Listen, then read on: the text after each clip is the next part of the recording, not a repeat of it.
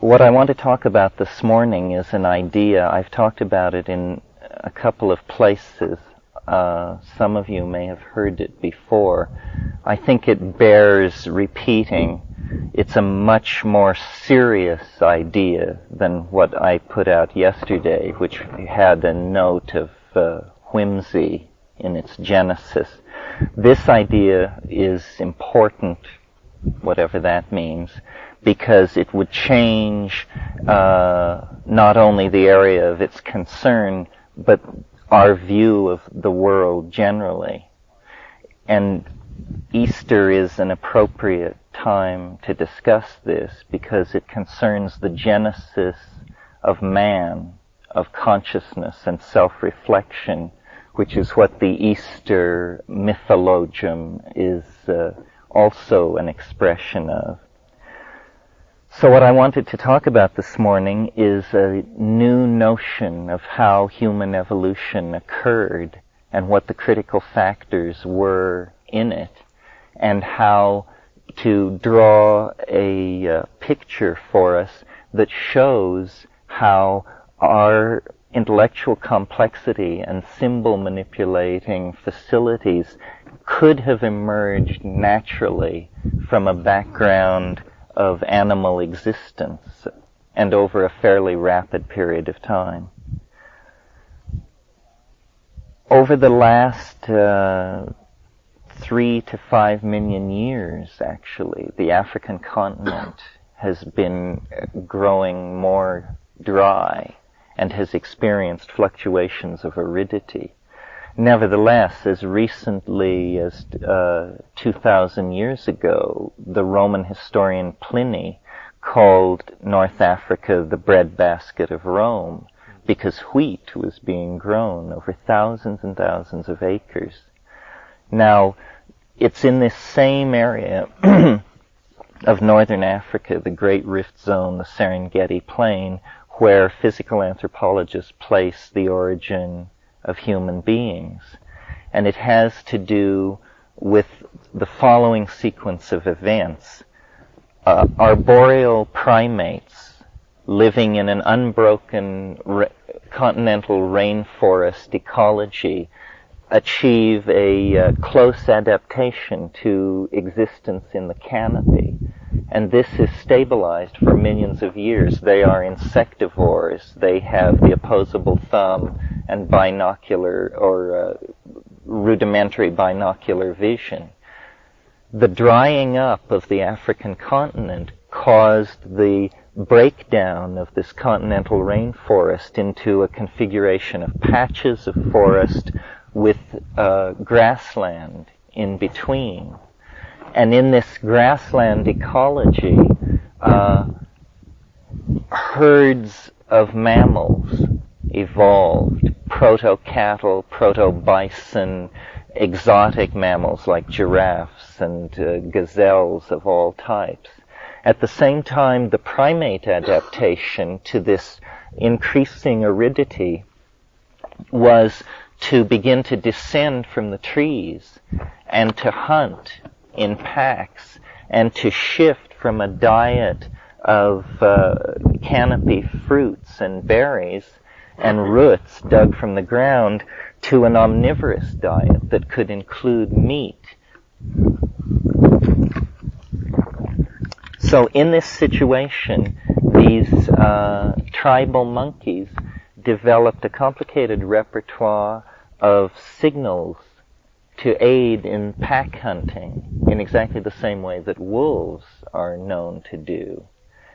Now, into this situation, their habit was nomadic and to follow behind these great herds, either killing the animals that were less well and could be killed by the crude means at their disposal, or living off the kills of other carnivores. And this is still the habit of baboons. Now, into this situation comes a mushroom which grows in the manure of the ungulate animals that have evolved on this plain. And in this protein-intensive environment where there is pressure on the availability of protein, these foraging primates are testing every object in the environment for its food value. So, Roland Fisher, who was a researcher into the effect of psychedelic drugs and the structure of consciousness, showed that small doses of psilocybin, sub-psychedelic subthreshold doses of psilocybin, actually increase visual acuity. And he had a very elegant experiment where two parallel lines could be deformed by turning a dial, and you would put graduate students in front of this, stoned and unstoned, and ask them to press a buzzer when the lines appeared to them to no longer be parallel. And he showed that consistently a small amount of psilocybin allowed you to detect this change sooner than an ordinary subject was able to. And he said to me, he said, you see, this proves that in some cases drugs give you a clearer picture of reality than their absence.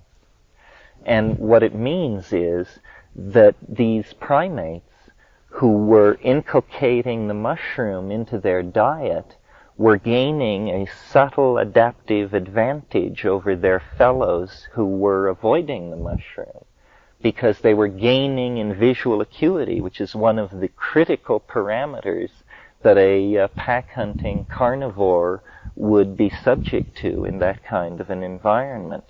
So, without any teleology being involved, without any invocation of an extraterrestrial intelligence, we see that a feedback loop was established in the food chain of these primates very early on. Those who ate the mushroom tended to survive and outbreed those who did not.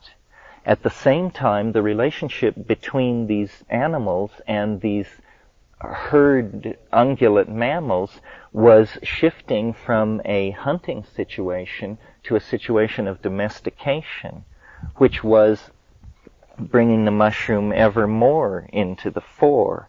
And if you look back at the archaeological evidence in North Africa, especially the paintings, the late Neolithic paintings on the Tassili Plateau in southern Algeria, you see there magnificently portrayed herds of cattle and beautifully painted, more sensitively portrayed cattle than you find at Altamira and Lascaux. And you see also shamans dancing with mushrooms sprouting out of their body and with mushrooms clutched in their hands, groups of them running, holding them on high with geometric matrices of connected dots all around them. And now, of course, in that area, it's very similar to this. It's an area of sculpted sandstone and cross-cut arroyos with undercut cliffs. And it's very dry, but in some places the Neolithic detritus is several meters deep. And the people who lived in the Tassili Plateau, when the aridity of the Sahara further increased, are the people who migrated east to the valley of the Nile and established the Proto-Egyptian civilization of 6,000 to 10,000 years ago. The important point I want to make about this later phase of the human involvement with the mushroom was that it was always intimately connected with cattle. And the goddess religions of ancient North Africa and the Middle East are religions of cattle goddesses. And this connection between the cow and the mother goddess and the mushroom is some kind of key to understanding the evolution of religious sensitivity in early man in that part of the Middle East. It carries forward into historical time with the mysteries at Eleusis, where there is a clear indication that a psychedelic substance was being used, either ergotized rye or a mushroom of some sort. And this notion that it was the presence of the mushroom on the African veldt at a critical bifurcation of primate evolution that created the feedback loop which eventually developed into self-reflecting consciousness. Because you see, at lower doses, the psilocybin is giving increased visual acuity and it seems like increased symbol processing ability, its strange effect on the language centers. But of course, inevitably, they would have also discovered its higher dose effects, which would be to convey them into an inner tremendum that became then the cultural guiding image. In other words, it was perceived as a god, as a goddess, as the goddess, and became then the arrow for cultural dynamics and evolution. And the reason I think this is important is because the spin-off implications of the acceptance of an idea like this would bring us into much greater harmony with our environment. We sort of have the anxiety of an orphan about our origins because our best people in physical anthropology don't give very good accounts, can't seem to make sense of how we could have been forced out and emerged out of primate organization. And so there's been much talk in the 20th century about the search for the missing link, which was always conceived of as a physical skeleton of a certain kind of intermediate hominoid form. But it isn't a missing link, I think. It's a missing factor. And the factor which accelerated the forward evolution of the brain size of this particular primate line was the inclusion of psychedelic plants in the diet, which then fed the tendency towards symbol formation and self-reflection. If this idea gained wide acceptance, some of our laws and some of our ways of relating to nature and to medicine plants in particular would have to be altered and brought into line. This is the source of our humanness. Apparently, the psychoactive compounds being elaborated by plants throughout nature are regulators of various forms of evolution in animals. And food chains and all this, which appear very trivial on the surface, are actually the message-bearing medium of the hand of God, which is forming and sculpting nature along these various creodes of development. And the thing to understand about this, or why this has impact in the future, is because it's a continuous process which we can foster and husband and help develop in healthy ways if we recognize that it's going on. I mentioned Eleusis as this kind of thing going on in historical time. Also, of course, Soma, the sacrament of the Vedic civilization, appears to have been a mushroom, was certainly a psychedelic plant. And it isn't only psychedelic plants, it's all plants which affect and shift consciousness. I mean, a history of the human race could be written analyzing it not in terms of class struggle or the impact of great personalities, but as a shifting set of interactions between sugar, tobacco, opium, caffeine, alcohol, and psychedelics. So that, we need to understand that chocolate, that these cocaine, that these foods and drugs and spices are, we have subtly overlooked them and taken them for granted. They are regulating human history and individual self-expression, how much you know, how you look, how pure your transmission of your genetic heritage to the next generation. All of these things are being regulated and controlled by these plants in this way. Now, if we could create a civilization, or even a clique within a civilization that understood this and had its fingers on a vertical monopoly of research from the jungle to the clinical hospital, great things could be understood.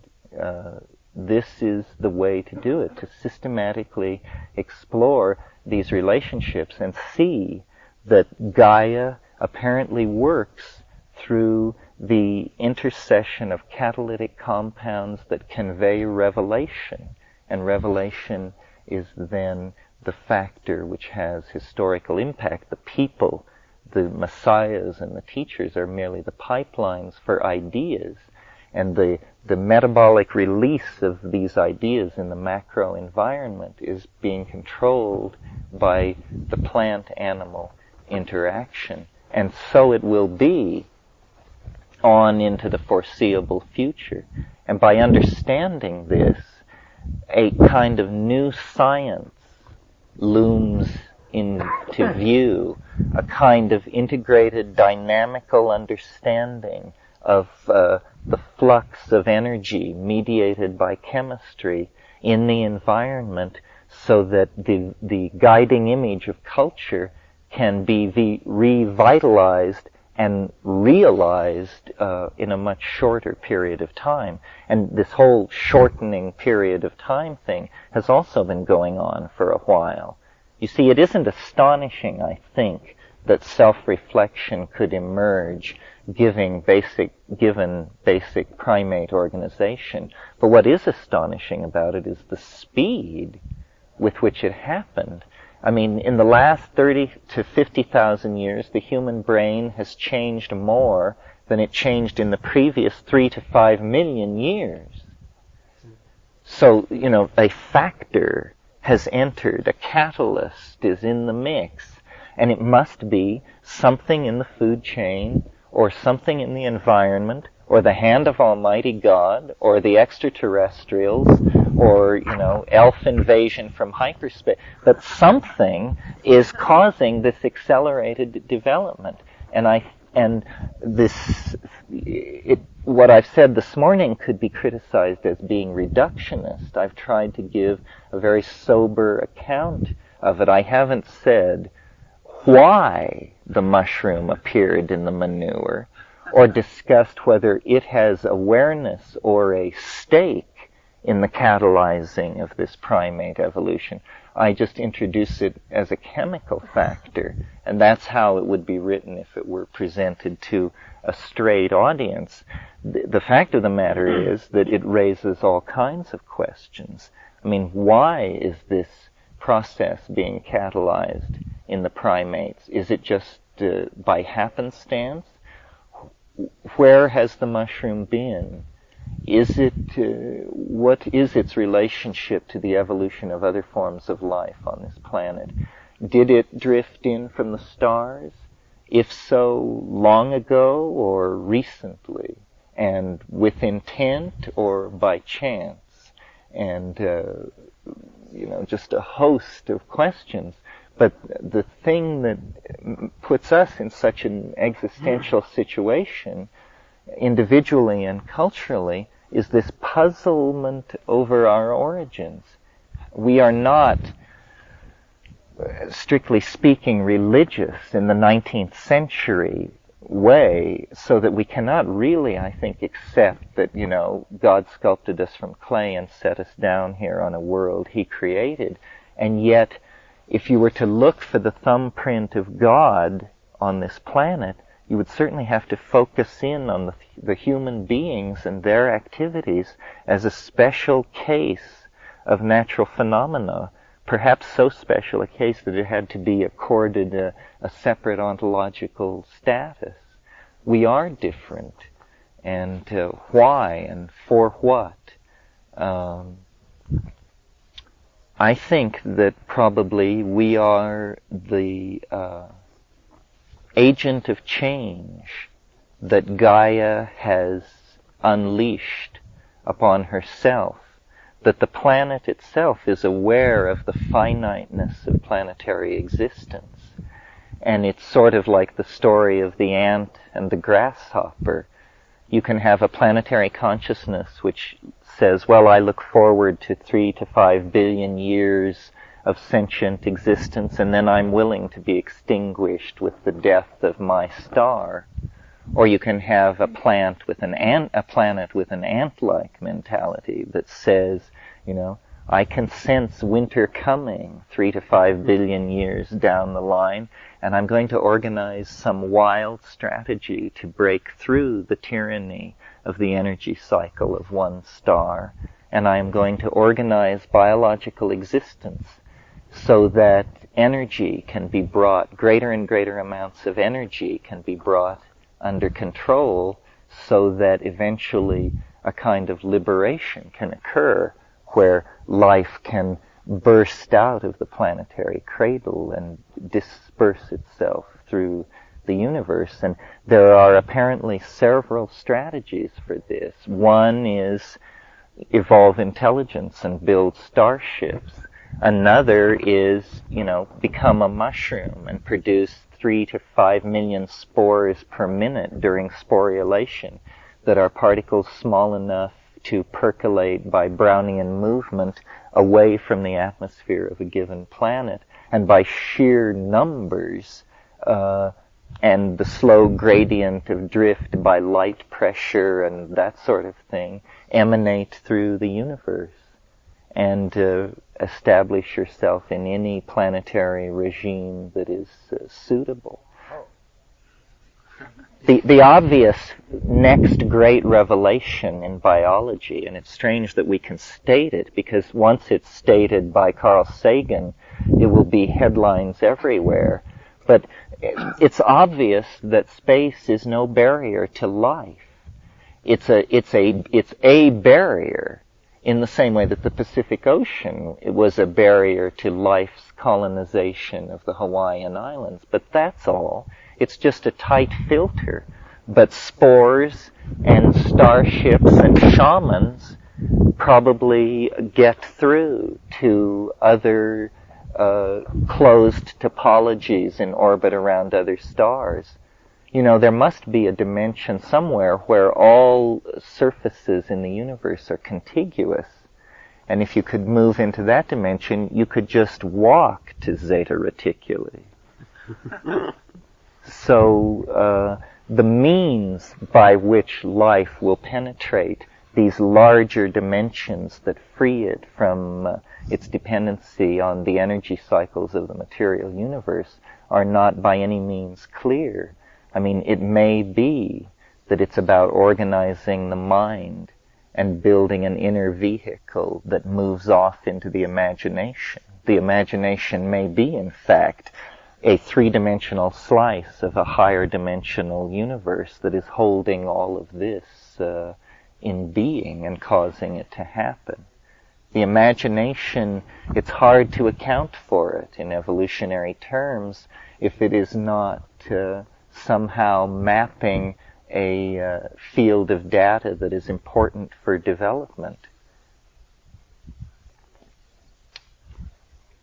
So that's that notion, the notion of the importance of psychedelics in the formation of this species and the continuing formation of the cultural design.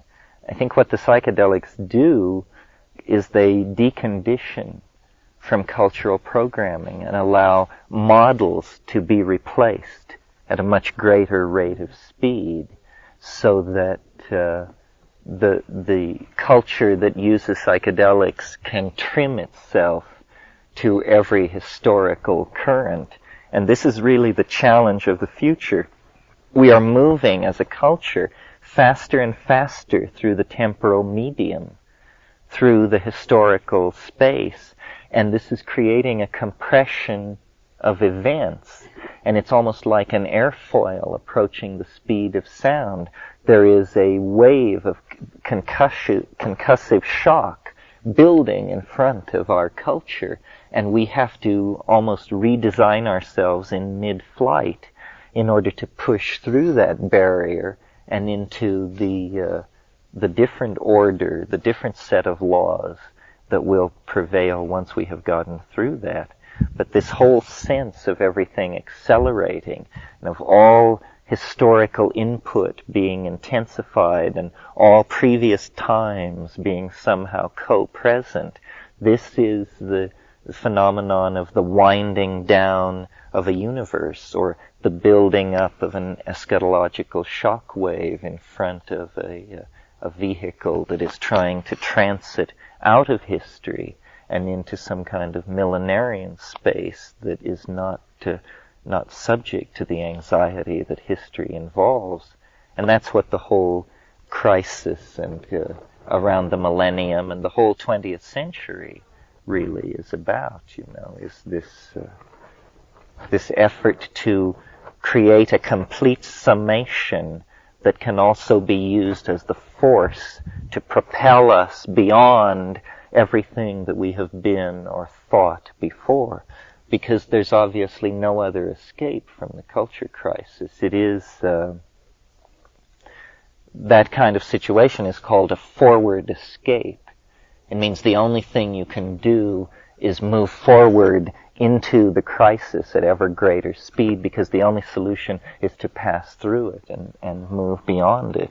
And as we move toward the millennium, and as the intelligence of our machines, the size of our databases, the desperation of our politicians, the intensity of the visions of our visionaries, all of this will build to a crazy, concatenacious climax. It can't be any other way, because Christian civilization has wired us up for these things at the end of every 1,000-year period. I mean, in the year 1000, everything just went haywire. I mean, people stood in the streets for months gaping at the sky. No work got done, There was such an imminent expectation of the onslaught of the millennium.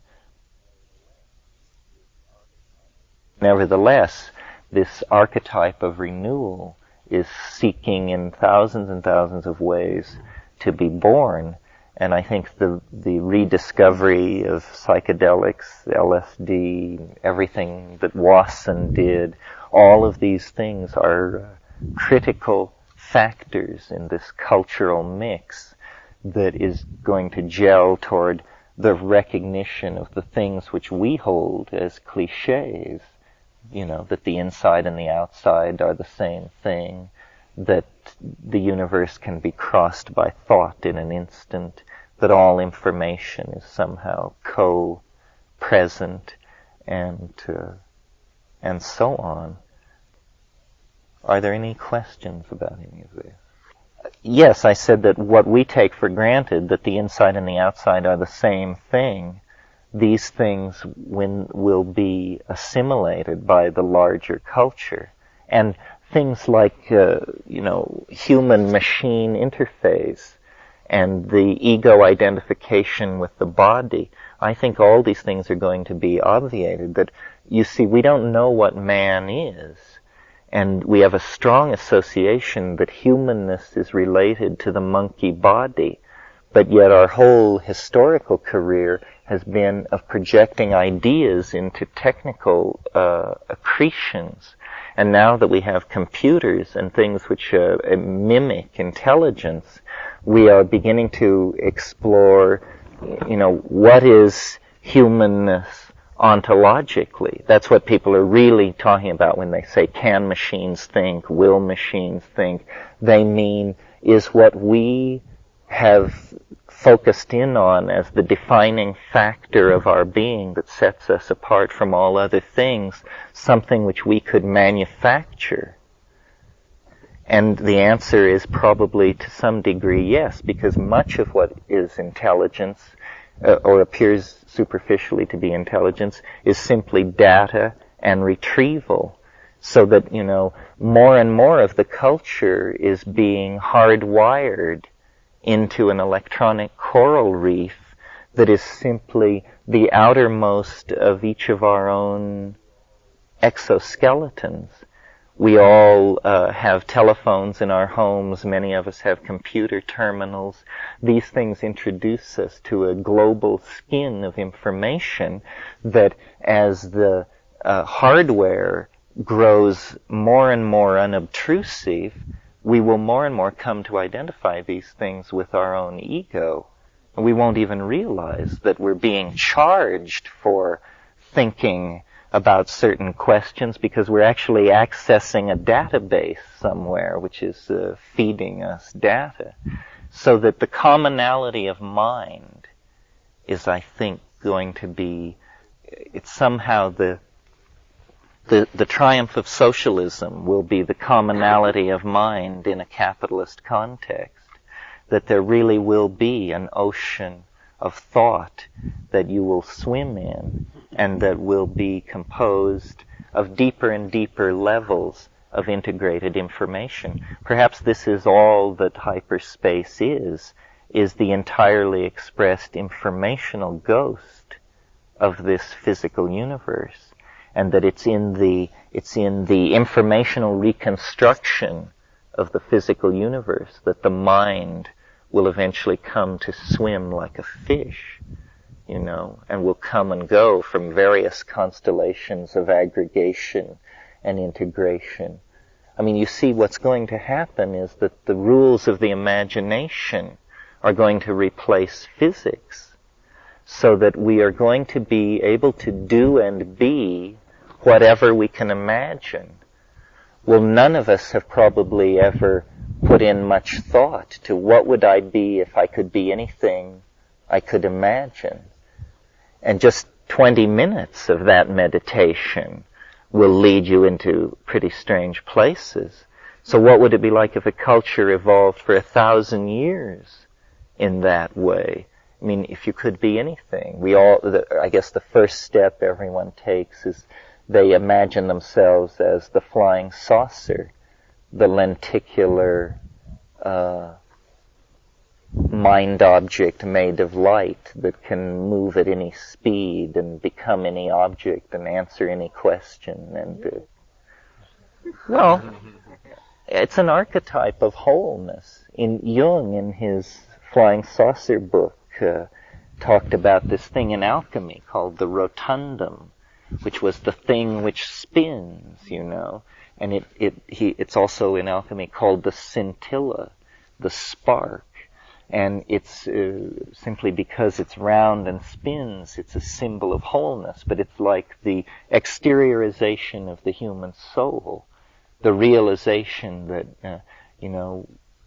expressing what is within us may culturally eventually mean actually exteriorizing the human soul and interiorizing the human body, so that this world is traded in for the imagination. I mean, this is sort of what art has always been trying to do, but we're talking about a breakthrough in ways and means on such a scale that you can just march off into this art.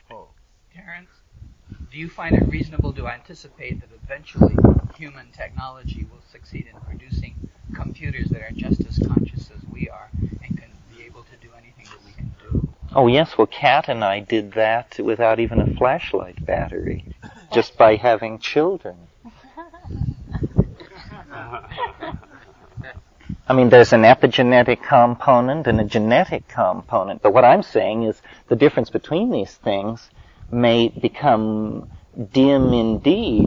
In other words, why shouldn't all, the way a person is made is that a DNA message is read by RNA, and it's a group of codons, nucleotide bases, which are then templated, and then a ribosome reads it and assembles little pieces correctly, and then the protein is created. Well, there's no reason why anything should be made any other way. All machines should be produced by the transcription of molecular templates. So then all our machines will become strangely quasi-biological. Chevrolets will not be manufactured. They will be grown in yeasty vats. And when they talk to you, the question, it becomes very moot as to whether this is a pet, a friend, a colleague, or... because that's, you see, nature works with very low energies. DNA can make anything, and there's no smelting, no huge release of toxic byproducts. And the amazing thing about these proteins is that the ribosome stamps them out, and they come out in like a line, but they have forces, electrostatic and other kinds of forces scripted into them so that they fold in very, very complicated ways, and they always fold the same way. And their memory of how to fold, where this comes from, is one of the great mysteries of molecular biology. It's not at all understood. Well, imagine if we could make machines which just emerged as a strange form of spaghetti, which then folded itself into jet planes, refrigerators, automobiles, color television sets, lipstick cases, and what have you. This has to do with my notion that really the next evolutionary leap is, well, I shouldn't call it an evolutionary leap because it's a leap in epigenetic development, but is what I call the genesis of visible language, that there is an ability just under the surface of human organization waiting to be coaxed out either through yoga or slight genetic engineering or something like that. And it is something that was anticipated by the Alexandrine philosopher Philo Judaeus. He talked about the logos, and which is this teaching voice, this informing thing which is heard. And he was interested in what he called the more perfect logos. And he said, what is the more perfect logos? And then he answered his own question and said, it would be a logos which went from being heard to being beheld without ever crossing over a border of transition. In other words, a form of synesthesia. Well, using ayahuasca and DMT and compounds like this, which are very closely related to our ordinary brain chemistry, and practice and dedication, you can begin to explore places where a vocal synesthesia becomes a colored topological manifold. And you can communicate, you can show someone your thoughts by singing in such a way as to condense visible objects into the air in front of them. And these objects are hyper words. They are words which you don't hear but which you see. And like objects, they have sides and facets and can be rotated and examined from all sides. Well, now the biases in our language that cause us to say things like, I see what you mean, when we mean, I understand you fully, shows that we really place a greater emphasis on seeing the truth than on hearing the truth. So that truth seen is somehow more valid than truth heard. And ayahuasca is a perfect example of a plant which communicates with a visible language. The mushroom, you often hear it, and often the hearing evolves into a visible synesthetic field of photonic input. But the ayahuasca always communicates visually, and it's like the Mayan glyphs or something. It's this fantastically complicated surface which is conveying alien meaning. After an ayahuasca trip, you just feel like your eyes are sticking out of your head because you've just been looking as one looks at the page of a book for hours and hours as this strange alien three-dimensional language flows through your mind. But I believe that this is a human ability, just under the surface, and that in psychedelic states of mind, this happens to people. This is why all the fiddling with glossolalia. It's in the hope of reaching, that concordance of chemistry and the moment that will allow this to happen, because it's for some reason very satisfying. It's like an utterly harmless siddhi. It seems to have, it is true magic, and the person doing it is utterly transported by their ability to project visual beauty, but it appears to have no use other than entertainment of oneself and others. But eventually, when it is integrated as a cultural mode, I think it is what telepathy will be. Telepathy will not be hearing other people's thoughts in your head. Telepathy will be when you switch into the language that lets people see what you mean. It'll be the see what I mean language.